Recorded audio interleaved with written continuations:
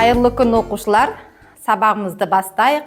Бірінші бізде психологиялық ахуал жасап алайық, орнымыздан тұрайық. Балалар, біз қандаймыз? Әдептісің, әдемісің, тәртіптісің. Біз қандаймыз? Ақылдысың, қылықтысың. Бәріміз қандаймыз? Тәтті балдаймыз. Жақсы, жарайсыздар балалар. Олай болса, балалар, өткен сабағымызды пысықтап алайық, Өткен сабағымыз сен маған, мен саған әдіс арқылы сабағымызды пысықтайтын боламыз.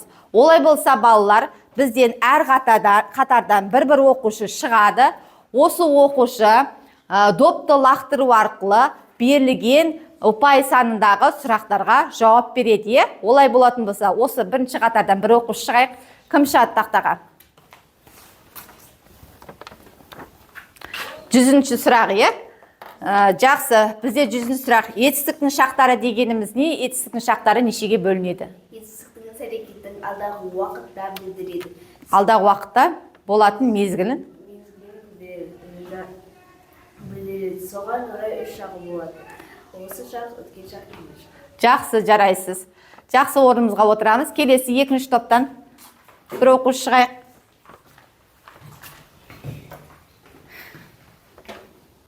190-ші сұрақ. Осы шақ дегеніміз не? Осы шақ дегеніміз етістіктері іс-әрекеттің қазіргі болып жатқанын білдіреді. Мысалы, көріп тұр, өсіп тұр. Жақсы, жарайсыз.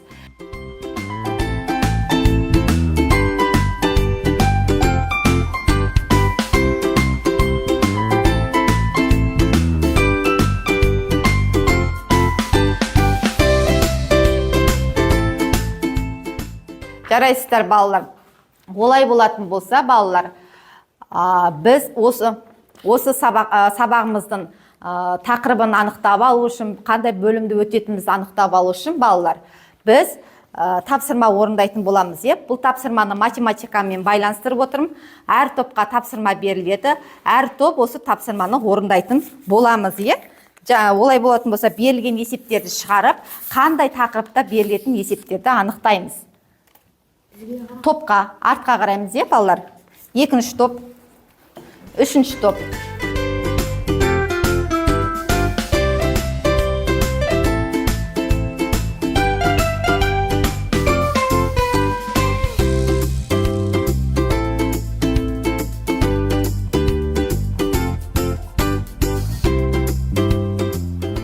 Жақсы, бізде бірінші қатар бітті. Жарайсыздар. 2-ші топ біттік па? 2-ші топ бітті. Жақсы, жарайсыздар. 2-ші топ. Енді 3-ші топ дайынбыз ба? Дайын, жақсы, жарайсыздар. Олай болса, балалар, 1-ші топта қандай сөз шықты, Аяру? Қандай? Ғарышқа. 2-ші топта? Саяхат. 3-ші топта? Келер шақ. Өте жақсы, балалар. Сонымен бүгінгі біздің өтетін бөліміміздің тақырыбы ғарышқа саяхат, сабағымыздың тақырыбы келер шақ. Бүгінгі сабақтың мақсаты, балалар, өлеңнің тақырыбы мен мазмұнының сәйкестігін анықтап, негізгі ойды тұжырымдауды үйренетін боласыңдар. Етістікті келер шақта қолдануды үйренеміз. Олай болатын болса, балалар, өткен сабағымызды пысықтап алайық. Видеоға назар аударамыз, балалар.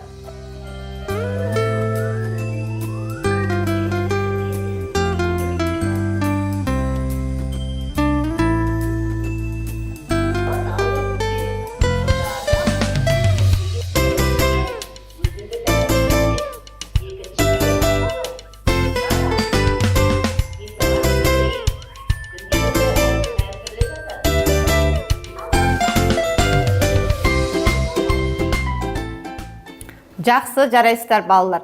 Сонымен келер шақ дегеніміз не екен, балалар? Келер шақ етістіктің іс-әрекеттің алдағы уақытта болатынын білдіреді. Оны келер шақ деп атайды. Келер шақ қандай сұраққа жауап береді екен? Келер шақ етістіктері не іштеймін, не істейді деген сұрақтарға жауап береді. Жақсы, өте жақсы, жарайсыздар балалар. Жақсы, балалар, бәріміз бері қарайық, Енді бізде топпен жұмыс жасаймыз. Топта бізде фонарик әдісі арқылы қолданатын боламыз. Бұл фонарик әдісінде сіздерге берілген тапсырманы фонарикпен ішіндегі тапсырманы оқып, ары қаратай тапсырманы жалғастырамыз, е. Бірінші топ, екінші топ, үшінші топ орындаймыз. Артқа қараймыз, е, топ жасаймыз.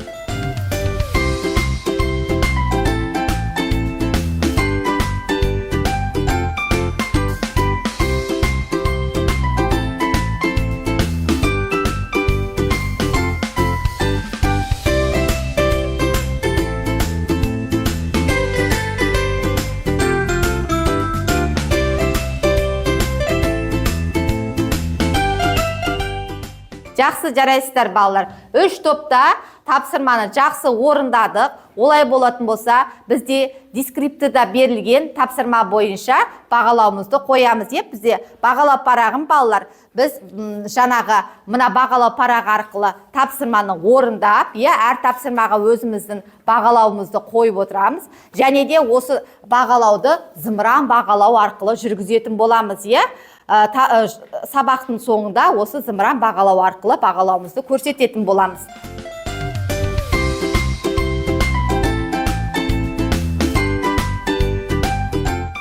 Олай болатын болса балалар, бізде екінші тапсырмамыз жеке жұмыс, яғни бірінші топ бізде бірінші топқа спираль әдісі арқылы, екінші топ шашыраңқы сөздер әдісі арқылы, үшінші топ суреттер сөйлейді әдісі арқылы орындайтын боламыз. Бұл тапсырманы орындау үшін балалар, бізге көгершіннен хат келді. Бірінші топ сіздер спираль әдісі арқылы тапсырманы орындаймыз. Бірінші топ.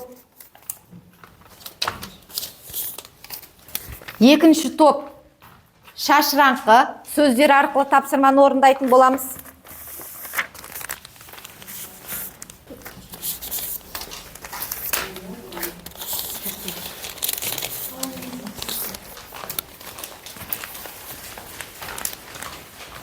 Үшінші топ суреттер сөйлейді. Тапсырма арқылы тапсырма орындайтын боламыз.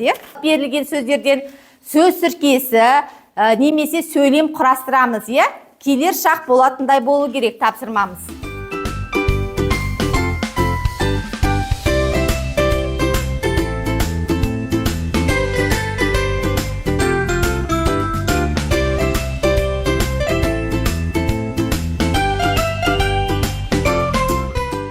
Олай болатын болса, өзімізді тексерейік. Бірінші топ спираль әдісі арқылы тапсырманы бір-біріміздің тапсырмамызды тексереміз.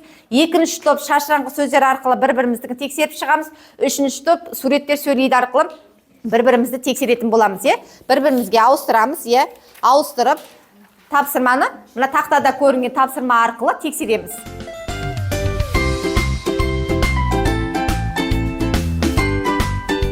Енді балалар, бәріміз тақтаға назар аударайық, Тақтада бізде сөздер берілген, біз жаңа спираль әдісі арқылы, шашыраңқы сөздер арқылы, суреттер сөйлейді тапсырмасы арқылы сөйлем құрастырдық, Осы сөйлемді енді қай жақта, қай шақта тұрғанын анықтап, сәйкестендірейік, Мына жерде бізге кім шығады тақтада? Бірінші қатардан бір оқушы шықсыншы тақтаға. Кім шығады? Айару келе ғой. Бірінші сөйлемді оқимыз, сәйкестендіреміз, анық айтамыз. Мен анама көмектесемін. Бұл? Бірінші жақ жекеше келесің. Жақсы, сәйкестендіреміз. Мен анама көмектесемін. Бірінші жақ жекеше келер шақ. Жақсы, жарайсыз. Екіншіге екінші қатардан Бексұлтан келе ғой. Келер шақ, өте жақсы. Келер шақ, жарайсыз. Келесі үшінші топтан бір оқушы Нұрай келе ғой. Сіз ағайға көмектесесіз. Бұл деген үшінші жақ.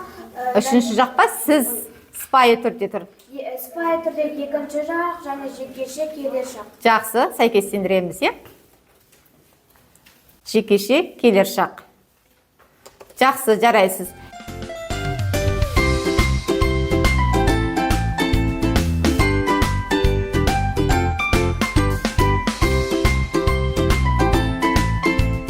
Жақсы, жарайсыздар балалар. Тапсырманы жақсы орындадық. Енді балалар, бүгін дәптерімізді ашайық.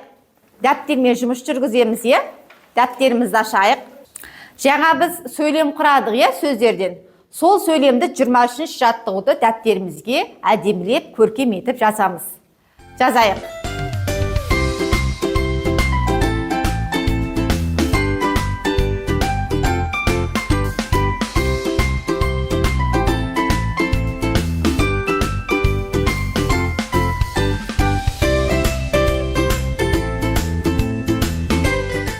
Жақсы балалар, тапсырманы біз екінші тапсырманы да жақсы орындадық, барлық тапсырманы орындадық, Олай болатын болса балалар, біздің екінші бағалау парағымызға, екінші тапсырмаға 3 балл деп жазып қоямыз. Бағалау парағымызда жазамыз, 3 балл деп жазып қоямыз бағалау парағына.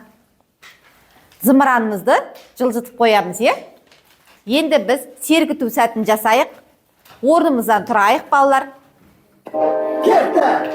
Оң, сол қол, сол қол, оң қол,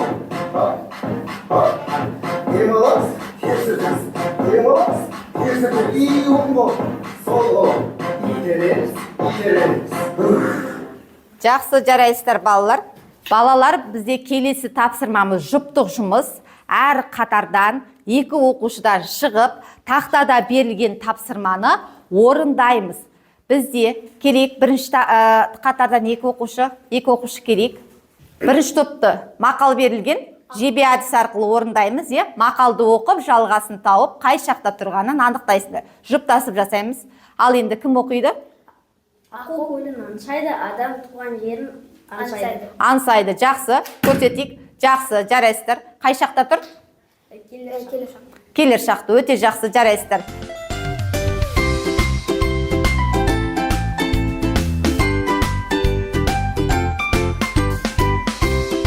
Жарайсыздар балалар, тапсырманы жақсы орындадық. Енді сабағымызды бекіту тапсырмасын орындау үшін Word платформасы арқылы тапсырманы орындайтын боламыз, Олай болатын болса, әр қатардан шығып, осы тапсырманы сәйкестендірейікші, кәне. Батыр шыға қойшы, келесі. Тапсырманы орындайықшы.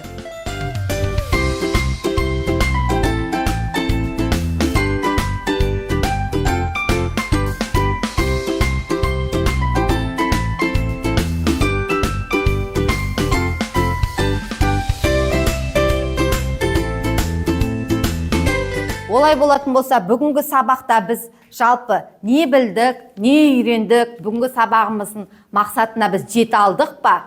Бүгінгі сабағымыз тақырыбы қандай, жалпы сабақта не білдік? Сол бойынша кері байланысымызды балалар аспан әлемінің моделін құру арқылы кері байланыс береге. Олай болатын болса, жеке-жеке шығайық. Кім шығады тақтаға? Келе ғой.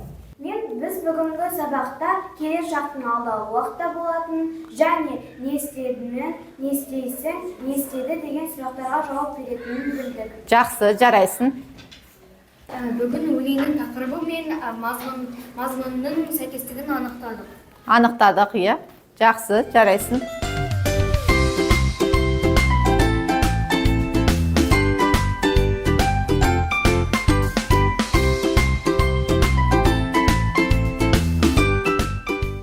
Жақсы, жарайсыздар балалар. Біз кері байланыс бердік, бүгінгі тақырып бойынша. Сабағымыздың басында сіздерге бағалау парағын ұсынған болатын. Бағалау парағы бойынша қорытынды бағамызды шығарайық. Қорытынды бағамызды зымыран бағалау арқылы көрсететін боламыз. Зымыран бағалауымыздан жылжытамыз. Қорытынды бағамызда бізде қандай балл шықты? Зымыран бағалау арқылы оң қолымызбен көрсетейік. Бағалауымыз қандай балл шықты бізде? Үйге тапсырма балалар, 25-ші жаттығу 87-ші бет, 87-ші беттегі ережені жаттаймыз. Осымен балалар, бүгінгі біздің сабағымыз аяқталды. Сау болыңыздар.